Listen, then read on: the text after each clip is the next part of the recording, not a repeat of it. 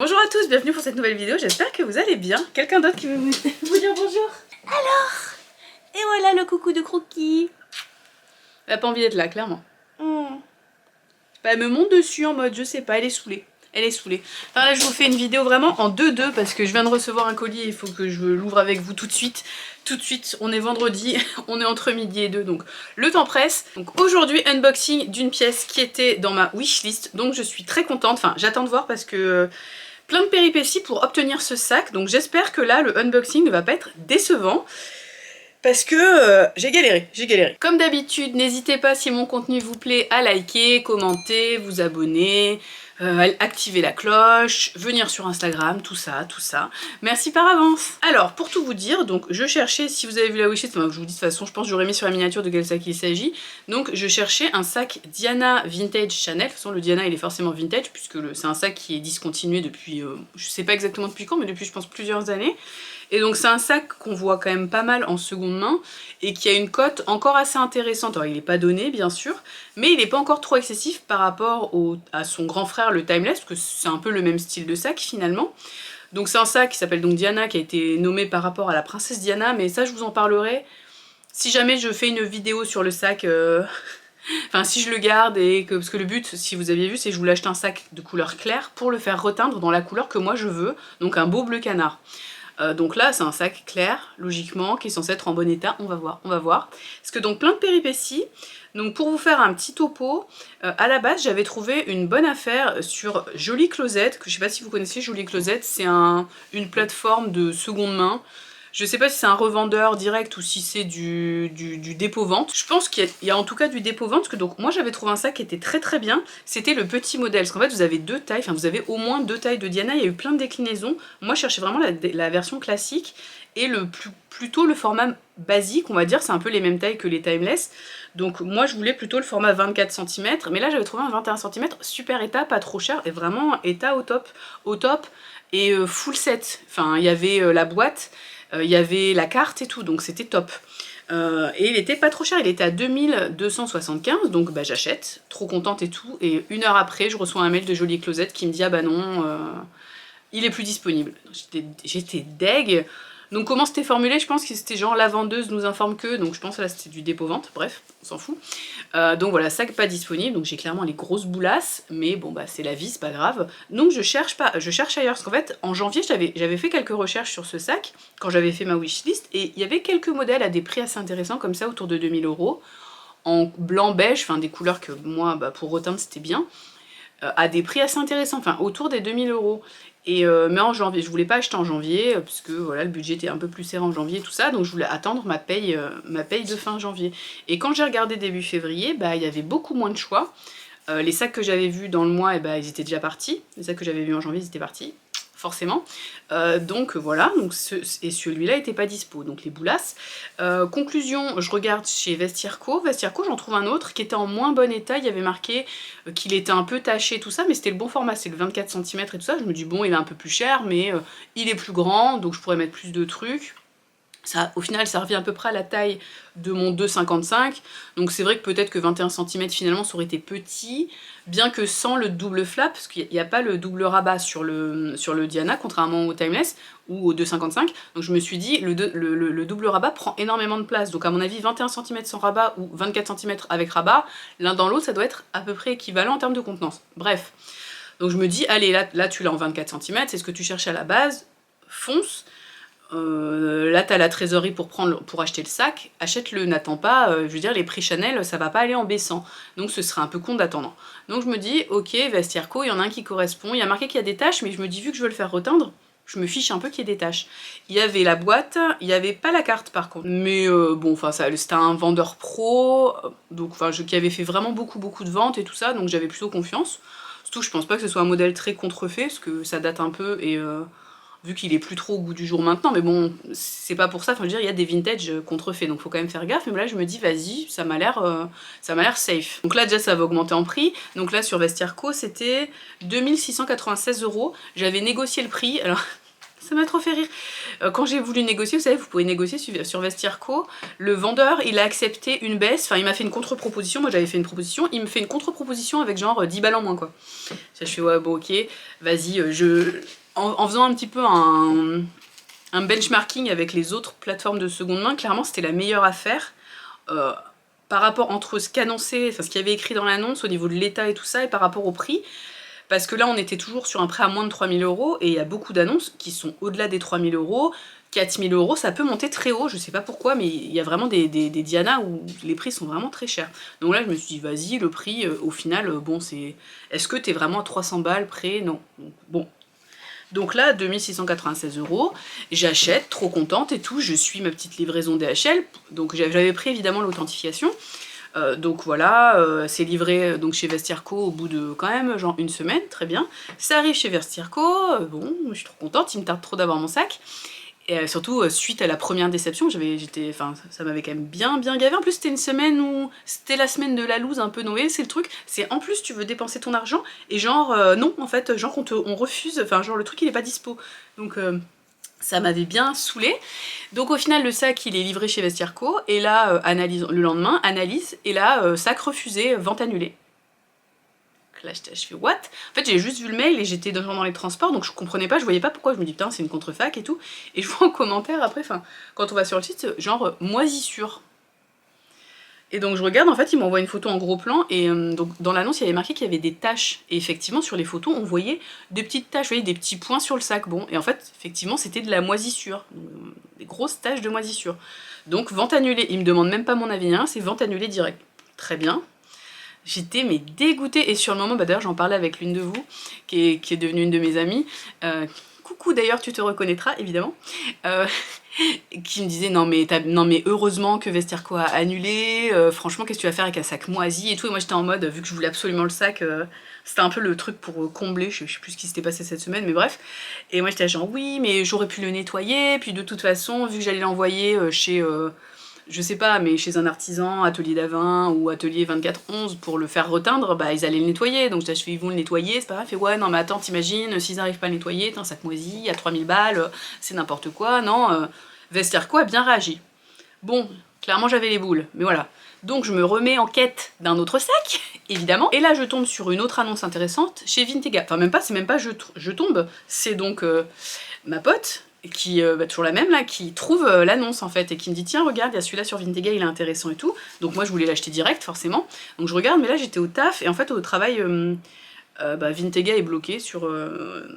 on peut pas regarder sur le PC du travail, et sur en fait mon téléphone capte pas trop, donc j'arrivais pas à voir l'annonce. Je me suis dit bon, je regarderai ce soir, mais j'avais trop peur qu'il me passe. Enfin moi quand je veux un truc, si je le trouve et que le prix me convient, je le veux tout de suite. J'ai toujours peur que ça me passe sous le nez, de louper une super affaire, donc j'aime pas, donc je veux l'acheter tout de suite.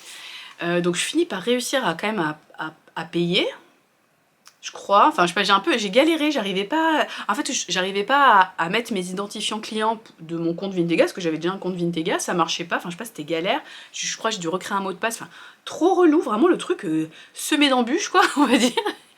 Et je finis par réussir à acheter, très bien, donc voilà, le sac est envoyé et tout, c'était un peu lent mais bon voilà. Genre vendredi, c'est envoyé, vendredi dernier. Donc bon, le week-end se passe, DHL, c'est livré avec DHL, visiblement DHL ne travaille pas le week-end. Donc très bien, donc lundi ça arrive enfin, je sais plus comment c'est marqué, mais ça arrive sur le site de livraison, un truc comme ça. Et donc moi je me dis cool, ça va être livré lundi. Et lundi il y a marqué livraison en attente. Je me dis bon bah livraison, ok, ce sera livré demain. Le lendemain, toujours marqué livraison en attente. Trop bizarre. Mercredi matin, relivraison en attente. Je fais what the fuck. En plus normalement c'est hyper rapide la livraison, enfin j'avais acheté autre chose chez Vintega, j'avais été livré le lendemain, donc j'ai pas compris. Donc là j'appelle DHL, parce que je me dis c'est louche quand même, ça fait 3 jours, le statut ne change pas. Donc j'appelle et je leur dis bah voilà, je comprends pas, le statut il est en attente de livraison depuis lundi. Qu'est-ce qui se passe? Enfin c'est louche. Ils me disent ah bah non mais c'est prévu pour aujourd'hui. Donc là on était le mercredi, moi j'appelle le matin. Je dis bah ok, bah alors moi je suis pas là, je suis pas chez moi, donc est-ce qu'il y a moyen de mettre dans un relais colis et tout? Je sais pas, c'était pas très... Enfin ce qu'elle me disait je savais pas trop, je dis bon sinon je suis chez moi demain. Donc je demande la livraison demain. Elle me dit est-ce que c'est possible? Donc elle me dit ah bah oui je le note, livraison jeudi. Très bien, parfait. Donc voilà, je lui dis vous me confirmez bien, ce sera une livraison demain? Elle me dit oui, 10h 14h, très bien. Je regarde le suivi en ligne DHL, ça passe bien en livraison prévue jeudi et tout. trop contente. Donc jeudi arrive, voilà, dans la matinée il se passe rien, donc au bout d'un moment je vais voir le truc DHL et là je vois il y a toujours marqué en attente.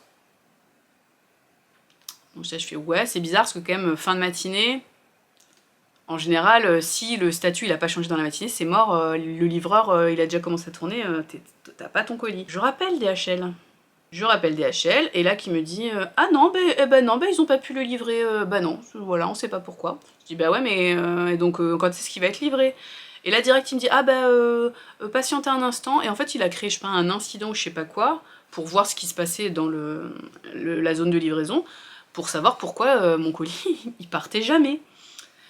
Donc le stress, méga stress. Et il me dit oui on vous rappelle dans la journée pour vous donner des nouvelles. Moi je t'ai fait vas-y mon colis il est perdu. Je dis vas-y avec la chance que j'ai il est perdu. Conclusion il me rappelle comme prévu, ils me disent non c'est prévu pour demain. Très bien. Donc ce matin, moi je suis ma petite livraison. 9h30 toujours pas de mouvement, surtout qu'il est toujours marqué en attente. Donc vu que je suis une psychopathe, je rappelle DHL. Et elle me dit bah non c'est moi que vous avez eu hier, non c'est bien prévu aujourd'hui, Ok je dis bah par contre dans le suivi il y a encore marqué en attente, il pourrait mettre que la livraison elle est prévue. Aujourd'hui, comme ça, moi, ça m'aurait rassurée, tu vois. Non. Elle me dit, ah non, mais c'est bon, madame, j'étais demi-sympathique. Et conclusion, donc là, 13h30, le colis vient d'arriver. 13h30, je parle, mais j'ai une réunion, donc on va activer. Donc le sac, au final, il m'a coûté 2940 €. Le premier, il était à 2002. Enfin, 2003, 2275. Le deuxième, il était à 2007. Et là, le dernier, 2940 €. Dire il a intérêt d'être en bon état. En plus là, donc le livreur DHL arrive et je vois le colis. Le colis est énorme. On parle quand même d'un sac qui fait 24 cm. Que on va voir ensemble. Voilà le colis quand même. Il est énorme. Dites-moi si vous commandez souvent chez Vintega, est-ce que d'habitude déjà on a... Déjà est-ce que DHL d'habitude c'est fiable? Moi pour l'instant j'avais pas plus eu de problème que ça. J'ai eu des problèmes avec UPS mais pas avec DHL. Et est-ce que c'est normal cette taille de colis? Parce que quand même là on est... En termes de gaspillage de carton... Ah, il manquerait plus qu'il se soit trompé de sac. Ce serait le pompon. Parce que moi j'ai quand même assez souvent la loose. Une fois je m'étais fait livrer un truc Amazon. En plus d'habitude Amazon c'est des livraisons rapides. Là c'était hyper long, genre fallait que j'attende 10 jours pour recevoir mes rideaux en plus. Donc un truc, enfin mes stores. Un truc est quand même important quand parce qu'il n'y a pas de volet dans certaines pièces de mon appartement. Donc déjà 10 jours et tout. Donc évidemment, parce que j'ai la loose, ils essaient de livrer un jour où je suis pas là. Donc ils me laissent ça dans un relais colis... hyper loin de chez moi, mais vraiment hyper loin, je dû prendre un bus et tout, enfin un truc vraiment galère. J'arrive et en fait le colis à mon nom et dedans c'était pas du tout mes stores, c'était de l'argile. Ouais, de l'argile. Et de l'argile, je sais pas, truc de poterie quoi. Donc j'ai dû recommander mes stores, voilà. C'était pour vous faire patienter pendant que j'ouvre avec galère le colis. La boîte est énorme. Ah, pourquoi c'est aussi gros? Franchement, j'ai trop peur que ce soit pas le bon sac parce que pourquoi? Regardez la taille. La taille. On en parle ou pas de la taille de cette boîte? Non mais ça rentre même pas dans l'écran tellement c'est gros. Franchement, j'ai trop peur. Non bon, le sac dedans est beaucoup plus petit. Alors, j'ai déjà commandé chez Vintega, ils ont des boîtes bien plus petites. Donc je sais pas pourquoi là on a droit à une boîte absolument gigantesque. Ça n'a pas de sens. Donc on a bien le petit certificat de conformité du sac avec numéro de série. Oui parce que là évidemment le sac donc il était plus cher, il n'y avait pas de packaging, il n'y avait pas la carte d'authenticité, mais il y a l'hologramme dedans quand même. Oh il a l'air bien quand même. Ça a l'air d'être le bon sac. Oh putain il y a la poche arrière. Oh là là.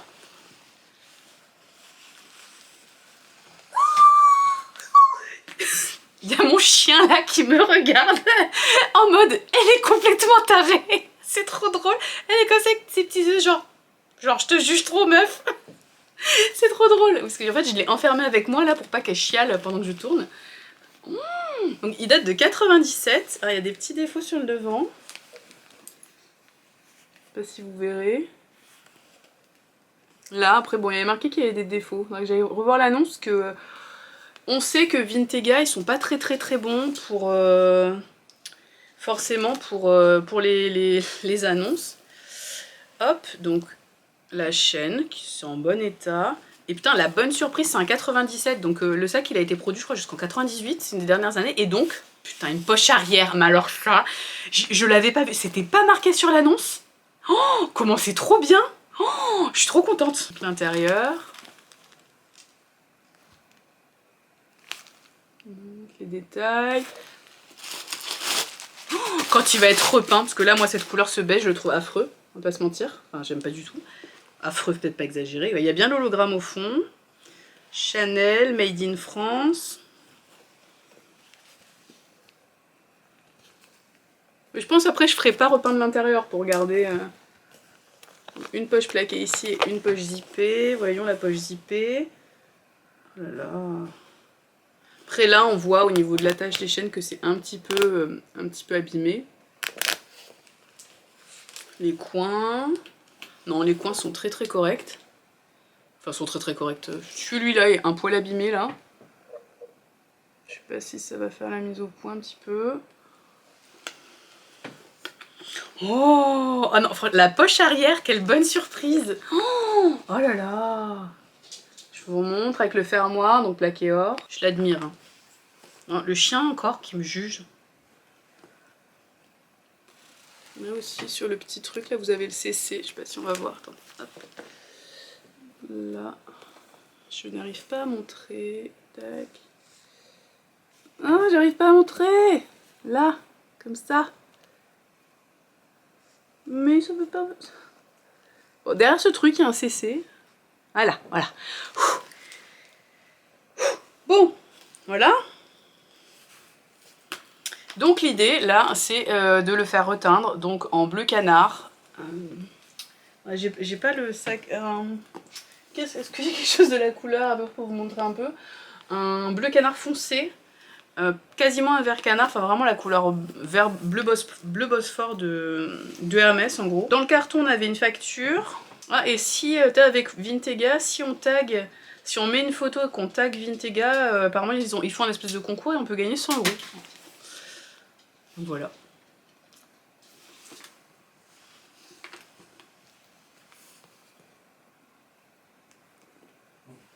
Après ouais, il y a quand même... là il y a une griffure assez importante, je sais pas si on voit, attendez c'est où? Ici. Enfin assez importante, je m'entends. Et j'ai rongé mes ongles, c'est moche. Voilà. Sinon, il envoie quand même. Hein. Après, la structure est intacte. Vous voyez, il n'est pas affaissé ici. Par contre, on voit là que le cuir, il a quand même un petit peu pris. Oh, en plus, cette poche là derrière, on peut y mettre plein de trucs. Oh, c'est trop bien. Je suis très contente. Bon, et ben voilà pour ce unboxing. Donc vous aurez droit à une autre vidéo parce que clairement je le garde quand je l'aurai fait reteindre. Bon, en général ça prend super longtemps, donc on va voir. Déjà il faut que je fasse faire des devis. Voilà, je suis trop contente. Bon, et c'est tout quoi. Hein. Je suis en roue libre aujourd'hui, c'est n'importe quoi.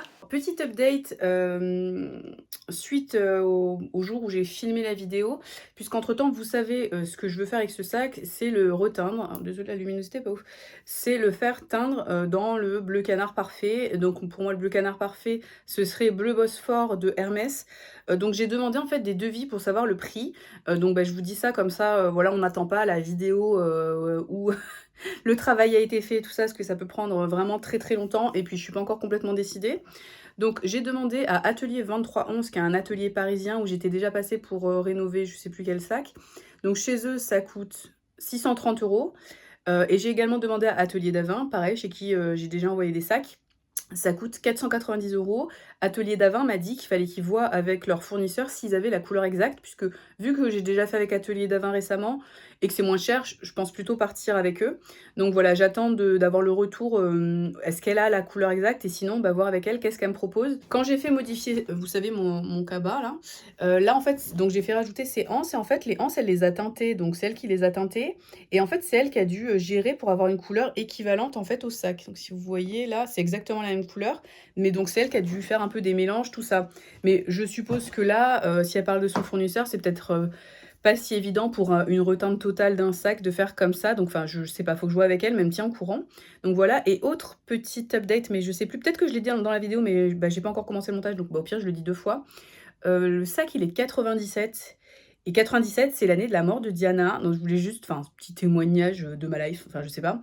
Je trouve ça assez, un peu émouvant d'avoir un sac qui s'appelle, enfin de son nom qui a été nommé par rapport à elle, qui date de 97. Parce que je sais pas vous, mais moi je me souviens mais parfaitement du matin en fait où ils ont annoncé sa mort.